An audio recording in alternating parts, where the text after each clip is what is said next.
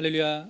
거룩한 안식일입니다. 먼저 이 안식일 기억하시고 하나님의 성회로 발걸음하신 우리 모든 성도님들의 가정 가운데에 하나님께서 은혜와 평강 주시기를 예수 그리스도 이름으로 축복합니다. 할렐루야. 저는 올해부터 동부 의정부를 섬기게 된 윤석원 목자입니다. 먼저 이렇게 설교 지원을 통해서 우리 강남 그리고 우리 분당교회 성도님들을 이렇게 만나게 되어서 너무 기쁘고 그리고 하나님께 감사드립니다. 오늘 이 예배가 참 제가 이제 더 뜻깊다라고 생각을 하는 이유는 사실 이 예배를 이제 영상으로 저희 이제 동부 그리고 이제 의정부 성도님들도 함께 참여를 하고 계시거든요. 그래서 4개의 교회가 이렇게 한 주제로 하나님께 함께 예배를 드린다는 것이 참 뜻깊다고 생각을 합니다. 그래서 뭐 어느 때가 오면 우리 전국에 있는 모든 성도님들이 한 주제를 통해서 함께 예배 드리는 날도 오지 않을까라고 내심 이렇게 기대해 봅니다. 저희가 드리는 이 예배를 하나님께서 기쁘게 받으시고 하나님께서 영광 받으시기를 예수 그리스도 이름으로 소망합니다. 예수 그리스도 이름으로 하나님 말씀 증거하겠습니다. 하나님 말씀 로마서 8장 12절 13절 말씀 찾겠습니다. 로마서 8장 12절 13절입니다. 찾으셨으면 우리 같이 읽겠습니다. 12절 그러므로 형제들아 우리가 빚진 자로되 육신에게 져서 육신대로 살 것이 아니니라. 너희가 육신대로 살면 반드시 죽을 것이로되 영으로서 몸의 행실을 죽이면 살리니. 아멘. 오늘 이 안식일 시간 로마서 8장에 있는 말씀을 본문으로 빚진 자라고 하는 제목 삼아 하나님 말씀 증거하겠습니다. 말씀에 앞서서 먼저 우리 강남 분당 성도님들에게 양해를 구합니다. 사실 이 빚진 자라고 하는 주제는 제가 이제 2월에 동부 의정부 부임한 이후에 계속해서 지금 이어져 오는 주제입니다. 그래서 사실 오늘이 이제 4번째이거든요. 그런데 이제 강남교회 설교 지원 이렇게 공문을 받고 나서 다른 이제 주제로 말씀을 전하려고 하다가 이제 이 주제의 흐름을 이렇게 이어가야겠다라고 판단을 하고 이 주제로 동부 의정부에서 계속하던 주제로 말씀을 준비를 했습니다. 그런데 이게 뭐 연속극처럼 내용이 이어지는 것은 아닙니다. 그래서 너무 걱정은 하지 않으셔도 될 것 같습니다. 먼저 우리 모든 사람은 빚진 자들입니다. 스스로 난 사람이 없고요. 혼자서 살아갈 수 있는 존재가 이 세상에 없습니다. 그리고 모든 성도는 영적으로 빚진 자들입니다. 스스로 복음을 깨닫고 진리를 깨달아서 이 구원의 자리에 들어올 수 있었던 존재들은 한 사람도 없습니다. 그래서 우리 모두는 빚진 자들이고 빚이 있다면 그 빚은 반드시 갚아야 할 의무가 있습니다. 그래서 우리는 그 빚을 갚으며 살아가야 하죠. 그럼 우리가 도대체 누구에게 어떤 빚들을 졌으며 그것을 어떻게 갚아가야 하는지를 우리가 명확하게 알아야 합니다. 먼저는 우리가 세상 사람들에게 구원을 빚진 자들입니다. 하나님께서 우리를 이 자리에 불러주신 이유는 창세전부터 나를 사랑하시고 택하셔서 우리가 이 자리에 있는 것 또한 사실이지만 또한 세상 사람들에게 복음을 전하라고 우리를 먼저 불러주신 것입니다. 그래서 우리는 세상 사람들에게 구원을 빚졌으며 그들에게 복음을 전파하는 것을 통해 그 빚을 갚아가야 합니다. 두 번째로 우리가 신앙생활을 이렇게 할 수 있었던 것은 믿음의 선배들, 더 나아가서는 믿음의 선조들이 있었기 때문에 우리가 지금 이렇게 신앙생활을 할 수 있는 것입니다. 그래서 우리가 믿음의 선배들에게 받은 이 신앙의 빚은 다음 세대들에게 갚을 수 있습니다. 다음 세대들에게 우리가 받은 신앙을 그대로 전승하고 혹은 더 견고하게 완성시켜서 다음 세대들에게 전하는 것을 통해 우리가 이 빚을 갚을 수 있습니다. 오늘 본문 말씀에서는 우리가 누구에게 어떤 빚을 졌다고 이야기하고 있습니까? 8장 12절 말씀 보겠습니다. 8장 12절 다시 보겠습니다. 그러므로 형제들아 우리가 빚진 자로되, 바울 사도는 우리가 빚을 졌다라고 하고 있죠. 그럼 여기서 우리가 누구에게 빚을 졌는지에 대해서 명확하게 기록은 하고 있지 않지만 이 8장의 맥락상 우리가 빚진 분은 바로 예수 그리스도를 의미합니다. 8장 1절 2절 말씀 보겠습니다. 8장 1절 2절 그러므로 이제 그리스도 예수 안에 있는 자에게는 결코 정죄함이 없나니 이는 그리스도 예수 안에 있는 생명의 성령의 법이 죄와 사망의 법에서 너를 해방하였음이라. 사실 우리 모든 사람은 죄인입니다. 모든 사람이 죄인이라고 하는 것은 사실 세상 사람들에게 방향은 하나의 방향밖에 없었습니다. 우리가 인생길을 걸어가는데 그 인생길의 방향이 하나입니다. 그리고 그 방향 끝에는 원래는 사망, 죽음, 지옥이 있었지요. 우리가 원래 그러한 죄인들이었다라는 거예요. 그런데 예수 그리스도께서 십자가를 지시고 우리의 죄값을 대신 치러 주셨습니다. 그래서 우리가 예수 그리스도 안에 들어가게 될 때에 새로운 방향이 열리게 됩니다. 그 새로운 방향이라고 하는 것은 사망과 반대되는 바로 생명이 있는 방향이지요. 그리고 그래서 우리가 예수님의 그 십자가 보혈의 공로에 힘입어서 그리스도 안으로 들어갈 때 우리는 영원한 생명으로 나아갈 수 있는 존재들이 되었습니다. 이거를 하나님의 자녀라고 하기도 하고요. 이것을 거듭남이라고 하기도 하고 여러 가지로 표현을 하지요. 이 부분에 대해서는 이 정도로 중요하고 기본적인 내용이지만 이 정도로 짧게 말씀을 좀 드리겠습니다. 그래서 오늘날 우리가 세례를 받을 때에 예수 그리스도 안으로 들어가게 됩니다. 그래서 물과 성령으로 거듭난 모든 성도들은 예수 그리스도에게 생명을, 영생을 빚진 자들이라는 것입니다. 8장 11절 말씀 보겠습니다. 예수를 죽은 자 가운데서 살리신 이의 영이 너희 안에 거하시면 그리스도 예수를 죽은 자 가운데서 살리신 이가 너희 안에 거하시는 그의 영으로 말미암아 너희 죽을 몸도 살리시리라. 다시 말씀드립니다. 우리가 예수 그리스도 안에 거하게 될 때 죄값인 영원한 사망을 겪지 않고 영원한 생명으로 나아갈 수 있게 되었습니다. 그래서 우리는 예수 그리스도에게 영생을 빚진 자들입니다. 12절 그러므로 형제들아 우리가 빚진 자로되.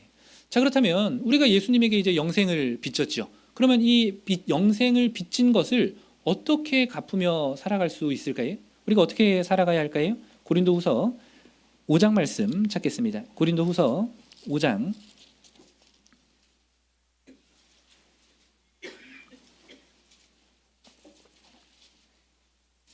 고린도서 5장 15절 말씀 같이 읽겠습니다. 고린도서 5장 15절 같이 읽겠습니다. 저가 모든 사람을 대신하여 죽으심은 산 자들로 하여금 다시는 저희 자신을 위하여 살지 않고 오직 저희를 대신하여 죽었다가 다시 사신 자를 위하여 살게 하려 함이니라. 예수 그리스도에게 영생을 빚진 자들은 이제 어떻게 살아가야 합니까? 이제는 자기 자신을 위하여 사는 것이 아니라 나를 대신해서 죽으신, 나를 대신해서 죄값을 치러주신 그 예수 그리스도를 위하여 살아가는 것이 영생의 빚을 갚으며 살아가는 겁니다. 자, 그럼 우리 성도님들이 생각하실 때 예수님을 위해서 살아간다고 할 때 구체적으로 떠오르는 삶은 어떠한 삶입니까? 아마도 많은 성도님들이 열심히 복음을 전파하고 선교의 사명을 다하고 교회에서 이제 아이들을 가르치고 교사로서 가르치면서 이 가르침의 사명을 다하고 그리고 교회에서 맡은 바 직무를 수행하면서 봉사도 하고 구제도 하고 찬양도 하고 이런 교회에서 이런 일들을 하면서 살아가는 것이 하나님에게 영생을 갚으며 살아가는 것이라고 생각을 하셨을 거라고 여겨집니다. 맞습니다. 틀리지 않죠. 우리가 전도도 하고 교육도 하고 봉사도 하고 구제도 하고 이러한 모든 우리의 신앙들이 하나님에게 영생을 빚을 갚으면서 예수 그리스도를 위해서 살아가는 모습임에는 틀림이 없습니다. 그런데 이러한 모습들은 사실 근본은 아닙니다. 나무로 치자면은 줄기와 가지와 잎사귀는 될 수 있지만 사실 뿌리에 해당하지는 않습니다. 그러면 우리가 예수 그리스도를 위하여 살아간다라고 하는 그 뿌리에 해당되는 것은 무엇일까요? 이 뿌리가 있어야, 이 뿌리에 해당되는 근본이 있어야 우리가 주를 위해서 선교도 하고 교육도 하고 봉사도 할 수 있게 됩니다. 우리가 주님을 위해서 살아간다라고 하는 그 뿌리가 로마서 8장 12절에서 우리들에게 말씀해 주고 있습니다. 로마서 8장 12절 말씀 다시 보겠습니다. 그러므로 형제들아 우리가 빚진 자로 돼 육신에게 져서 육신대로 살 것이 아니니라. 우리가 예수님을 위해서 살아간다는 것, 영생의 빚을 갚으며 살아간다는 것은 이제는 육신대로 사는 것이 아니라 영의 인도함을 받아서 영을 쫓아 살아가는 것을 의미합니다. 이것을 이제 풀어서 설명을 해드리면 성경에서는 이것을 이제 자기 부인이라고 예수님께서 말씀을 해주고 계십니다. 마태복음 16장 말씀 보겠습니다. 마태복음 16장 24절입니다. 마태복음 16장 24절 제가 읽겠습니다. 이에 예수께서 제자들에게 이르시되 아무든지 나를 따라오려거든 자기를 부인하고 자기 십자가를 지고 나를 쫓을 것이니라. 아무든지 나를 따라오려거든 뭐하고? 자기를 부인하고 자기 십자가를 지고 예수 그리스도를 쫓으라고 하죠. 그래서 성경에서는 이것을 자기 부인이라고 하고 있고요. 이것을 철학적으로 말하면 자아의 죽음입니다. 그러니까 성도들이 예수님을 위해서 살아간다는 것은 어떠한 삶을 살아가는 것이냐면 내 생각과 내 뜻을 끊임없이 지속적으로 내려놓고 죽이고 하나님의 뜻을 찾아서 그 뜻대로 살아가려고 애를 쓰는 것을 말하는 것입니다. 이것은 세상의 가르침과 정확하게 반대됩니다. 상충합니다. 세상은 사람들에게 어떻게 사는 것이 행복한 인생이며 어떻게 살아가는 것이 가치 있는 삶이라고 가르칩니까? 세상은 이렇게 말을 하는 것 같습니다. 이 세상은 수동적으로 살아가는 사람을 이제 가엾게 생각을 하죠. 그러니까 어렸을 때는 부모가 시키는 대로 살고 학교에서 이제 세상에서 제공해주는 그 틀 안에서 그대로 살아가면서 나중에 직장에 가서는 직장에서 시키는 대로 살아가면서 수동적으로 자기 인생을 살아갈 때 세상은 그렇게 살지 말라고 합니다. 자기의 인생의 주인 의식을 가지고 능동적으로 자기가 하고 싶은 것, 자기가 잘하는 것, 원하는 것을 하면서 자기의 꿈을 실현시키면서 살아가는 것이 행복한 인생이고 가치 있는 인생이라고 가르칩니다. 그래서 자아를 실현하는 것이 인간들의 최고의 이 성취에 해당되지 않습니까? 세상은 그렇게 가르칩니다. 그러나 성경은 뭐라고 말합니까? 성경은 능동적으로 수동에 처하는 삶을 살라고 가르칩니다. 그러니까 내가 자발적으로 내가 선택하여서 하나님의 종으로서 우리 그리스도의 종이 되어서 종의 삶을 살라고 가르치는 것이 성경의 가르침입니다. 막연하게 수동적으로 살라는 것이 아니라 내가 능동적으로 자발적으로 마치 하나님께서 그 하늘 영광을 버리시고 예수 그리스도 인간의 몸을 입고 가장 낮은 곳에 오셔서 종의 형체로 십자가를 지기까지 복종하셨듯이 오늘날 하나님의 자녀가 된 성도들은 내가 내 삶의 주인이 될 수 있지만 내가 주인이 돼서 내 뜻과 내 생각대로 사는 것이 아니라 내가 주님의 종이 되겠습니다라고 자처하여서 살아가는 것, 이것이 빚 갚는 겁니다. 그리고 그렇게 해야만 하는 영적인 이유가 있는데요. 그게 뭐냐면 모든 성도들에게는 우리들에게는 죄성이라는 것이 있습니다. 그래서 사람들이 가만히 있잖아요. 가만히 그냥 두잖아요. 그러면은 점점점 착해지고 성품도 인품도 완전한 존재로 바뀔까요? 아니면 점점 죄성이 가득해질까요? 네, 죄성이 가득해지죠. 우리 자라나는 어린아이들을 보면 알 수 있습니다. 가르치지 않아도 이 죄를 잘 짓지 않습니까? 이 세상에 그 엔트로피가 증가하는 것처럼 가만히 두면 무질서도가 점점점 증가해서 어지러워지고 모든 것들이 소멸하는 것처럼 인간의 죄성은 가만히 두어두면 점점점 죄로 치닫게 됩니다. 그래서 우리는 하나님 안에서 그 죄성을 다스리고 그것을 죽이고 영을 쫓아서 살아가려고 지속적으로 노력하는 것이 우리 성도들이 하나님을 위해서 살아가는 삶이라는 겁니다. 로마서 8장 13절 말씀 보겠습니다. 로마서 8장 13절 너희가 육신대로 살면 반드시 죽을 것이로되 영으로서 몸의 행실을 죽이면 살리니. 6절도 보겠습니다. 6절 7절 육신의 생각은 사망이요 영의 생각은 생명과 평안이니라. 육신의 생각은 하나님과 원수가 되나니 이는 하나님의 법에 굴복치 아니할 뿐 아니라 할 수도 없음이라. 그래서 우리가 영의 인도함을 받아 영을 쫓아 살아가야 하는 이유는 이것이 주님을 위해 살아가는 영생의 빚을 갚는 삶이고, 또한 그렇게 하지 않으면 육신적인 삶대로 살아가기 때문에 반드시 죄 안에서 사망에 이르게 된다라는 겁니다. 야고보서 1장 14절 말씀 제가 읽겠습니다. 야고보서 1장 14절, 오직 각 사람이 시험을 받는 것은 자기 욕심에 끌려 미혹됨이니 욕심이 잉태한즉 죄를 낳고 죄가 장성한즉 사망을 낳느니라.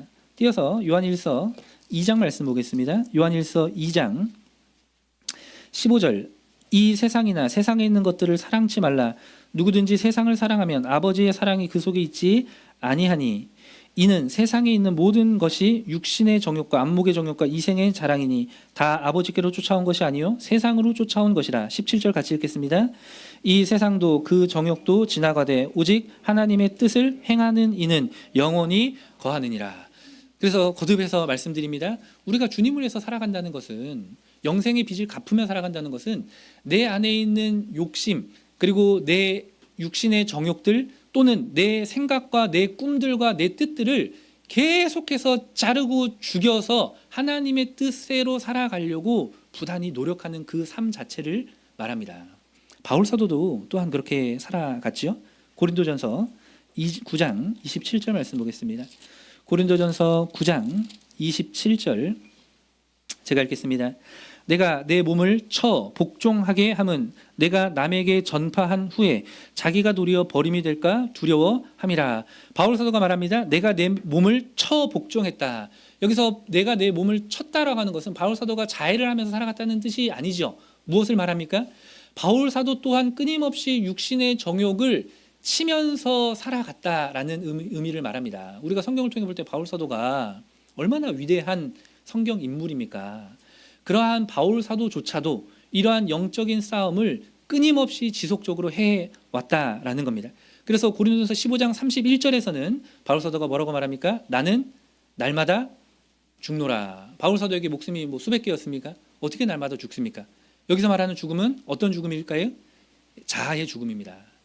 끊임없이 자기의 뜻을 하나님 앞에 내려놓고 죽이고 하나님의 뜻대로 살아가려고 몸부림쳤다라는 것입니다. 이것이 저와 우리 모든 성도님들의 신앙생활이어야 합니다.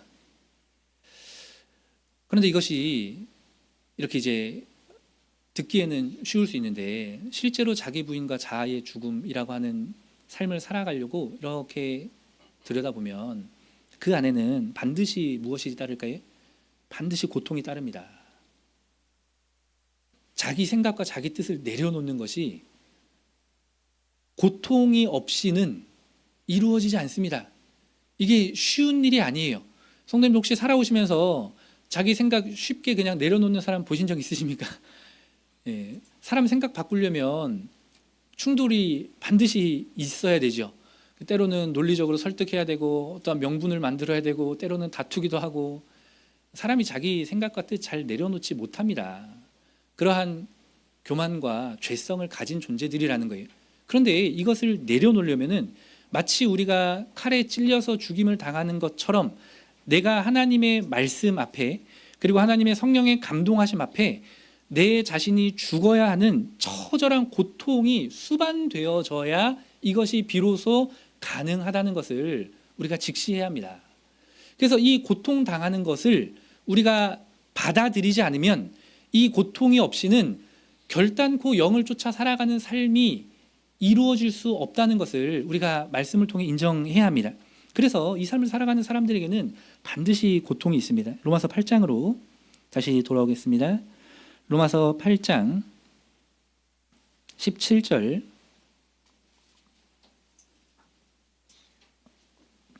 로마서 8장 17절, 자녀이면 또한 후사 곧 하나님의 후사요 그리스도와 함께한 후사니 우리가 그와 함께 영광을 받기 위하여 무엇도 고난도 함께 받아야 될 것이니라. 생각건대 현재의 고난은 장차 우리에게 나타날 영광과 좋게 비교할 수 없도다. 여기서 말하는 고난은 우리가 이제 인생을 살아가다 보면 다 다사다난한 그런 사건 사고들이 있지 않습니까? 그러한 이제 고난, 핍박 이제 그런 것들로 볼 수도 있지만 이것을 이게 영적으로 보면 이것은 존재적인 고난입니다.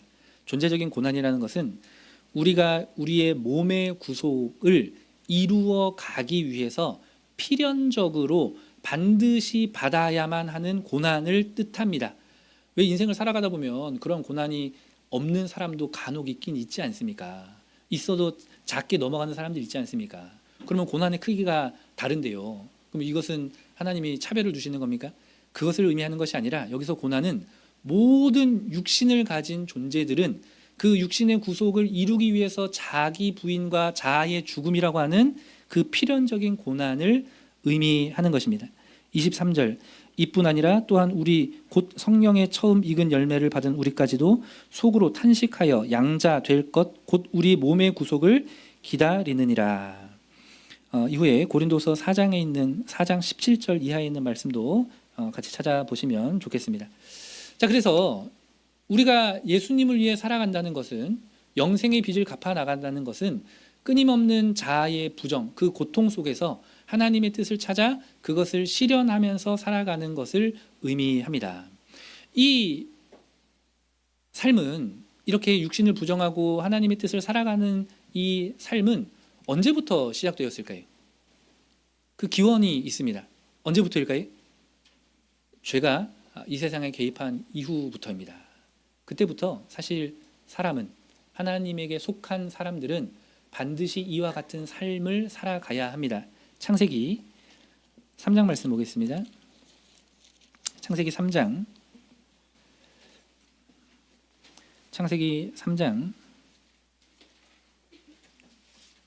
17절 말씀 보겠습니다.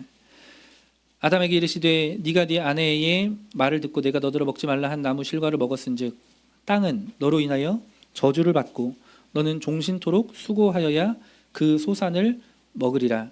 18절 같이 읽겠습니다. 땅이 내게 가시덤불과 엉겅퀴를 낼 것이라.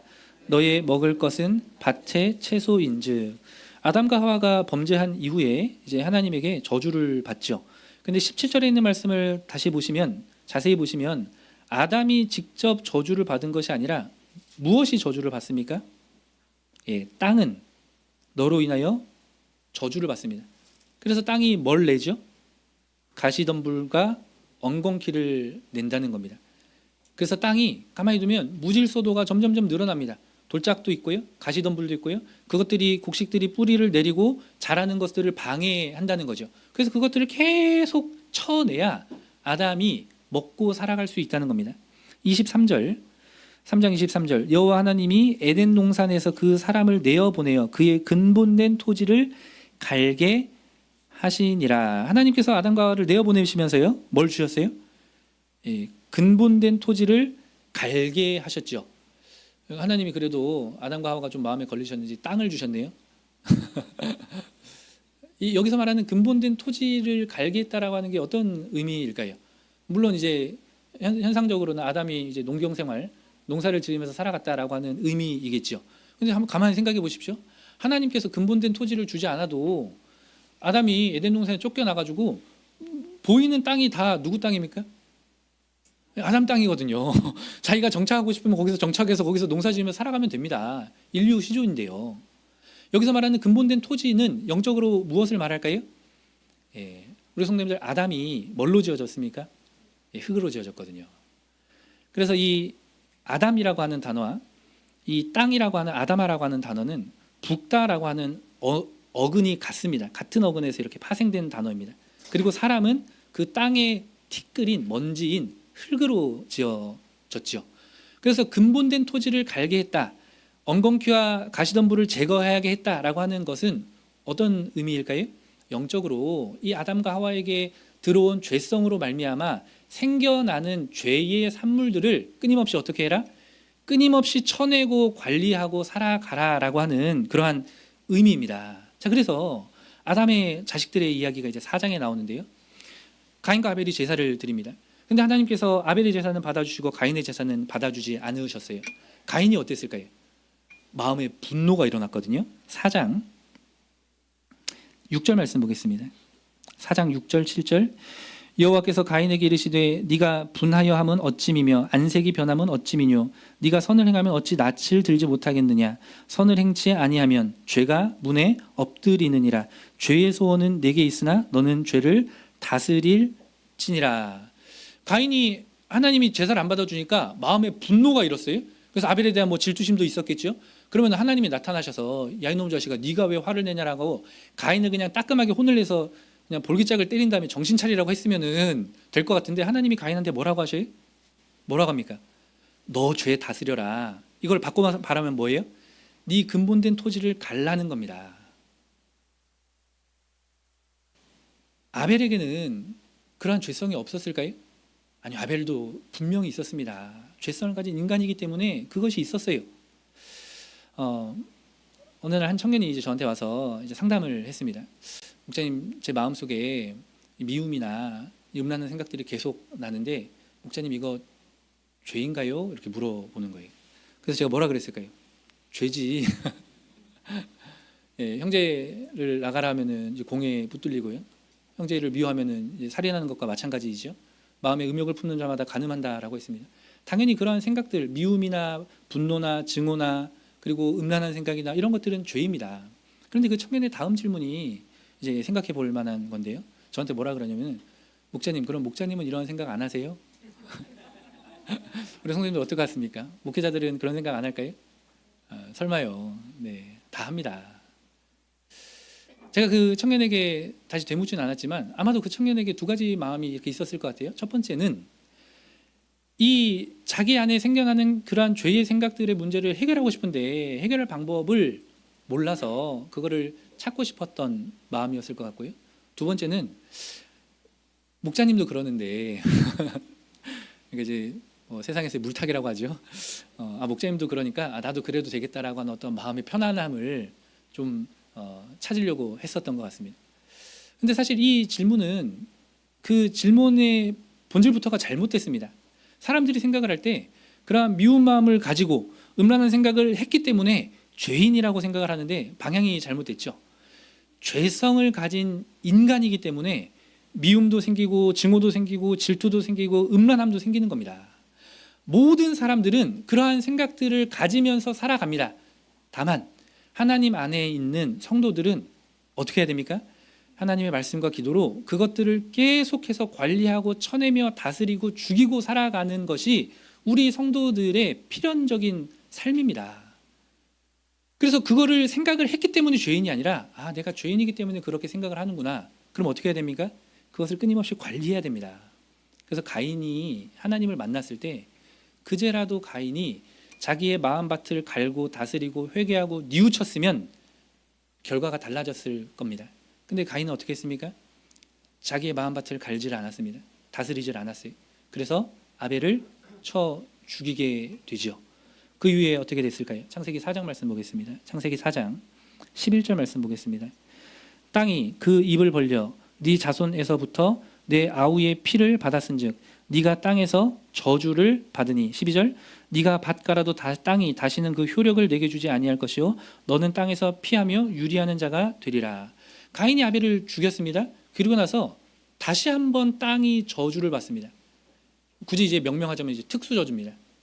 이 특수저주는 뭡니까? 이제 가인은 다시는 땅의 효력을 보지 못합니다. 이 마음밭을 다스리지 않아서 가시덤불 건건키를 제거하지 않고 육신의 저역대로 계속 살아가서 이 임계점을 넘어버려서 이제는 땅이 효력을 발휘하지 못한다는 겁니다.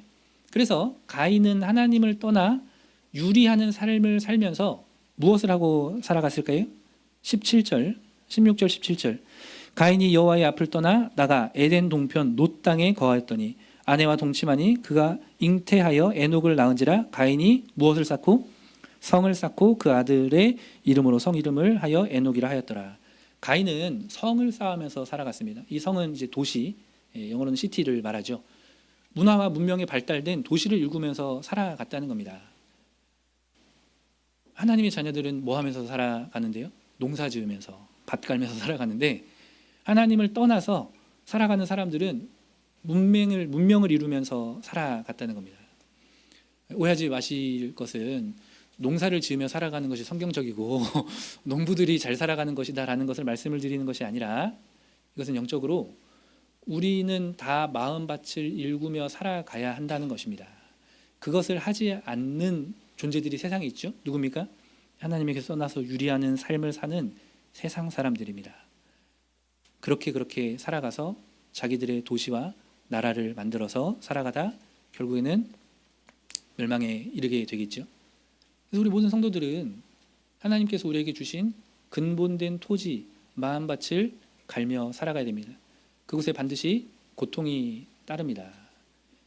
이것을 해 오시고 계시는 분들은, 지금도 그것을 하시는 분들은 그것이 얼마나 고통스럽고 힘든 일인지 아십니다. 번번이 이기든가요, 지든가요? 번번이 지죠. 그때마다 오는 자책감은 또 얼마나 큽니까? 그럼에도 다시 하나님의 긍휼을 구하며 일어나서 그 마음밭을 갈며 살아가야 합니다. 이렇게 이제 말씀드리면 우리 신앙생활이 참 힘들고 팍팍하겠죠. 예, 어쩔 수 없습니다. 그렇습니다. 신앙의 길은 좁은 길입니다. 예, 가시밭길입니다. 꽃길을 걸기 위해서 오신 분들이 계시다면 죄송합니다. 꽃길은 나중에 가서 천국에서 걸으시고요. 우리가 그 천국에 가기 전까지 걸어가는 그 길은 좁은 길, 가시밭길입니다. 그런데 우리들에게는 소망이 있습니다. 그 소망이 우리를 살게 하고 우리에게 기쁨과 평안을 줍니다. 그 소망이라는 것은 이 싸움에도 반드시 끝이 있다는 겁니다. 그리고 그 끝은 정해져 있습니다. 우리가 비록 연약하고 번번이 실패하고 미천한 존재들이지만 그 끝은 반드시 승리하여서 하나님에서 보시기에 흠도 없고 점도 없는 하나님과 동일한 존재들이 다 될 거라는 겁니다. 요한계시록 5장 말씀 보겠습니다. 요한계시록 5장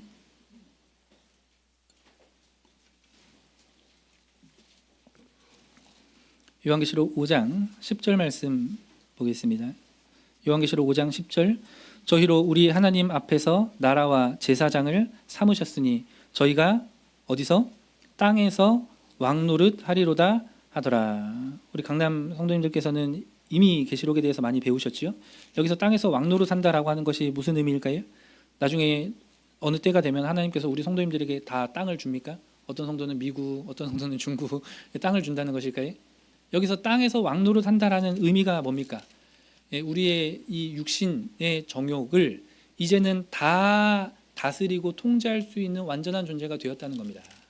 우리가 나중에 하나님 나라에 갔을 때, 완성이 되었을 때 거기서도 재탈락의 가능성이 있을까요? 죄의 미혹을 받으면서 고민할까요? 그런 것이 낄 자리가 없습니다. 이것이 땅에서 왕노릇 한다라는 의미이죠. 요한계시록 11장 15절 제가 읽겠습니다. 일곱째 천사가 나팔을 불매 하늘에 큰 음성들이 나서 가로되 세상 나라가 우리 주와 그 그리스도의 나라가 되어 그가 세세토록 뭐한다? 왕노릇 하시리로다. 그래서 우리가 다 왕이 되어야 됩니다. 우리가 왕이 되어야 우리 주님께서 만왕의 왕이 되실 수 있습니다. 요한계시록 19장에 있죠. 우리가 다 내 육신의 정욕을 다스릴 수 있는 왕들이 돼야 우리 주님이 만왕의 왕이 되십니다. 빚 갚으셔야 합니다. 육신의 정욕을 다스리는 것이 빚 갚는 일입니다. 최근에 이제 뉴스를 보니까 이제 그 누리호가 막 이렇게 네 개째인가요, 5개째인가 이렇게 인공위성을 쏘아 올렸다는 그런 뉴스를 얼핏 본 기억이 납니다. 근데 수년 전에 그 누리호를 이제 이제 한국의 자체 기술로 이제 첫 번째 누리호를 발사한다고 했을 때는 우리나라가 다 이제 막 그 기대에 차서 방송들을 다 해주더라고요. TV로 막 라이브로 그 아침 시간이었던 걸로 기억하는데 막 방송을 해줍니다.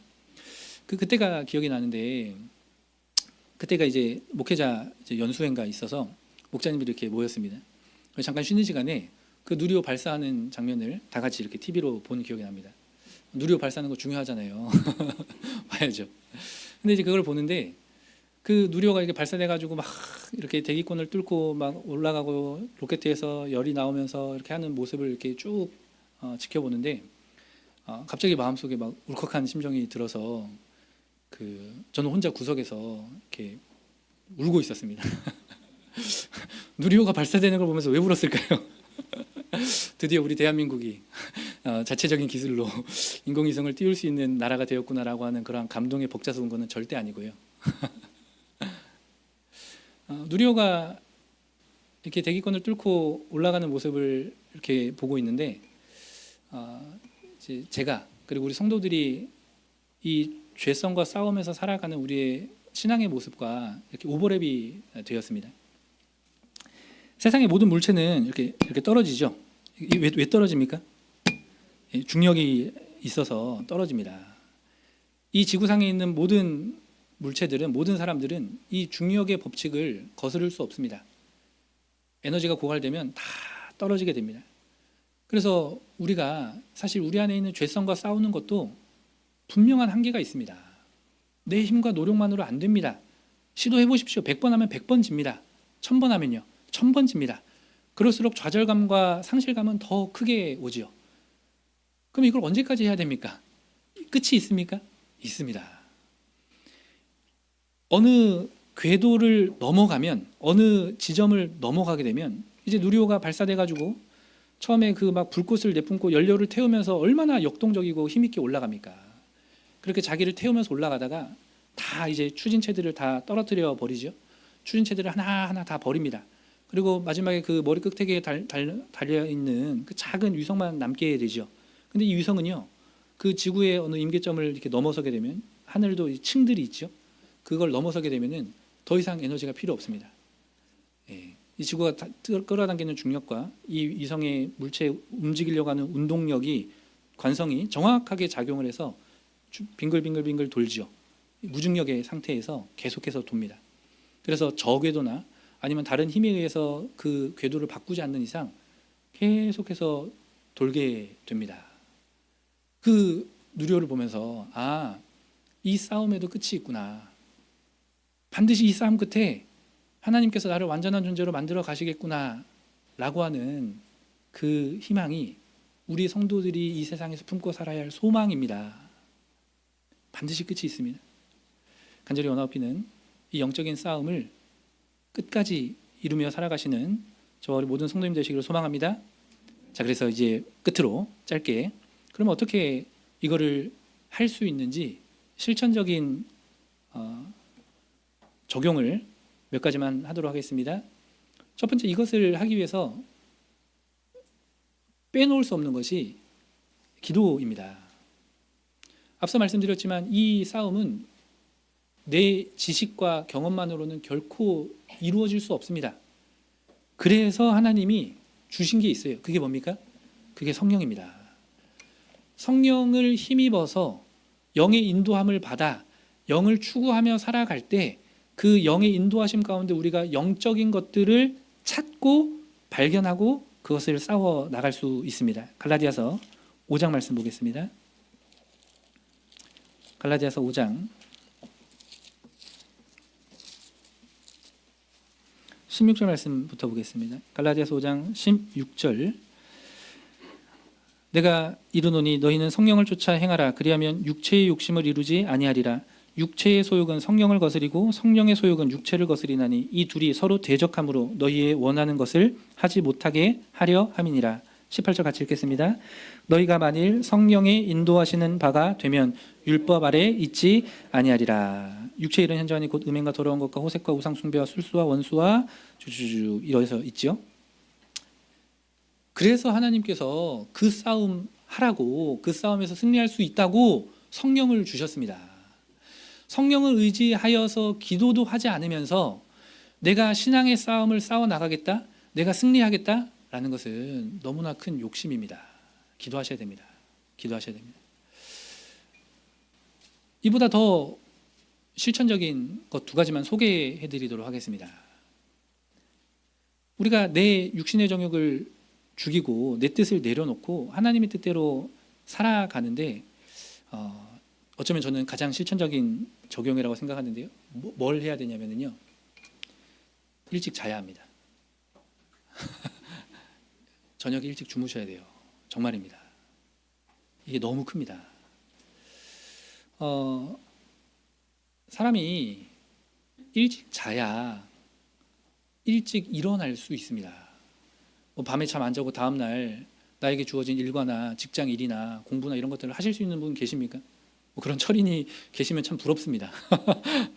사람은 자야 합니다. 안 자면, 늦게 자면 반드시 거기에 대한 결과가 다음 날 영향이 미치지 않습니까? 그런데 일찍 자는 게, 잘 생각해 보십시오. 일찍 자는 게 어려워요. 왜 어려울까요? 예, 왜 어려운가 보면 아마 이제 육아하시는 분들은 공감을 하실 거라고 저는 생각을 하는데, 그리고 우리 아이들도 아침에 눈 뜨고 일어나면 학교 가야 되고 학원 가야 되고 정해진 프로그램 다 해야 되죠. 그리고 우리 부모님들은 직장에서 일 갔다 오시고 아이들 다 케어해야 되죠. 그리고 아이들을 씻기고 정리하고 다 재우고 나서 비로소 뭐가 시작됩니까? 4시간이 시작되거든요. 이 시간은 4시간이에요. 그래서 내가 그동안 이제 못했던 하고 싶은 취미 생활도 하고 야식도 시켜 먹고 뭐 OTT로 밀린 드라마도 보고 영화도 보고 아니면 책 독서도 하고 하면서 이 시간이 내가 온전히 누릴 수 있는 나만의 시간이라고 여겨지기 때문에 이 시간을 침해당하면 이제 어떻게 됩니까? 예민도가 이제 극으로 치닫습니다. 그래서 폭발하죠. 예. 그래서 이제 우리 특히 아동부 친구들 그 부모님한테 안 혼나려면은 일찍 자면 돼요.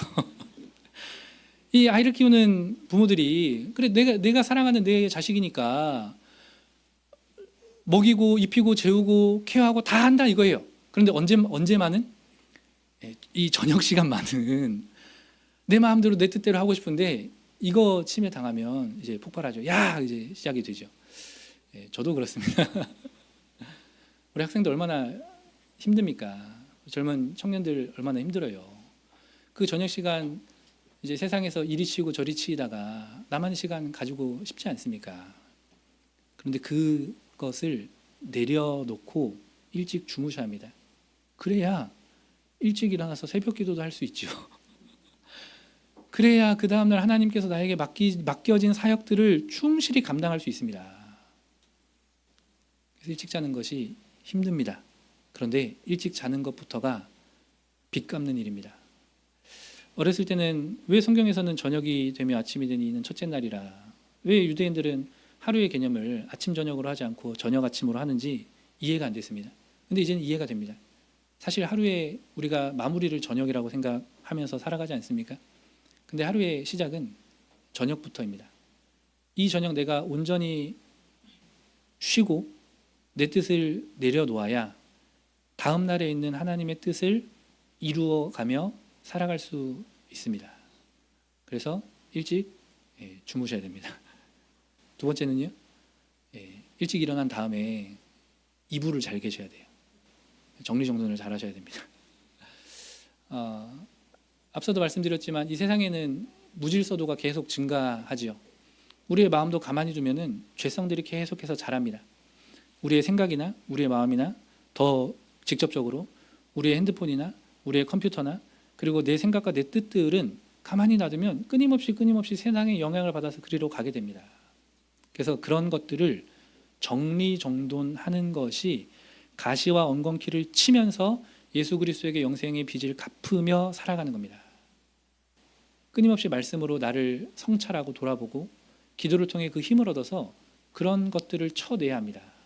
그것의 가장 대표적인 게 일찍 일어나서 이불을 개고 무질서한 얼굴을 이제 세수를 하고 내 책상과 내 주변과 내 마음을 정리를 하고 그 하루를 하나님을 위해서 살아가는 것의 시작으로 삼는 것입니다. 우리 네 개 교회 우리 성도님들은 어떠한 영적인 싸움을 살아오셨는지 궁금합니다. 간절히 원하옵기는 이 영적인 싸움을 포기하지 마시고 끝까지 함께 하시는 저 우리 모든 성도님들 되시기를 주님의 이름으로 소망합니다. 그 싸움 끝에 하나님께서 반드시 힘내게 주실 것입니다. 함께 묵도하겠습니다.